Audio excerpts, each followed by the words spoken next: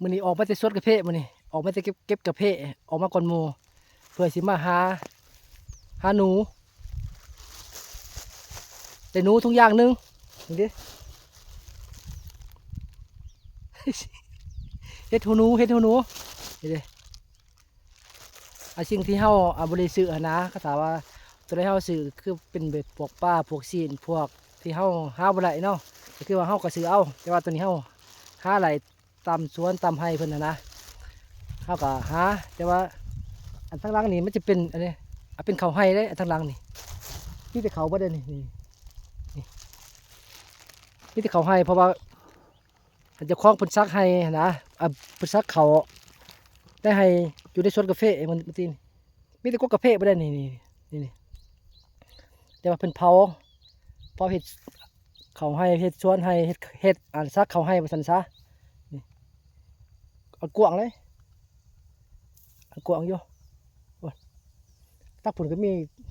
คนอยู่เท่านั้นก็ได้โอ้ยมีเถียงนาอยู่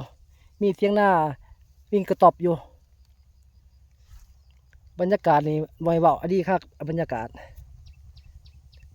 ฝนกำลังเช้าตกมื้อ1 2มื้อแดดคิดว่าฝนสิเช้าตกมาอีกมื้อนี้ตอนบ่ายโอ้ยเทวบุตรเทวดาเอ้ยจักสิสร้างฝนไปฮอดไสเด้โอ้ยมันจักละจังว่าพุ่นก็บ้านเขาตอนนั้นพุ่นบ้านเขาเดี๋ยวเห็นหน่อยหนึงดอกเดี๋ยวเห็นบ่ไกลดอกเมื่อยกำลังออกมาแต่สวนกาแฟกำลังออกมาจะเก็บกาแฟ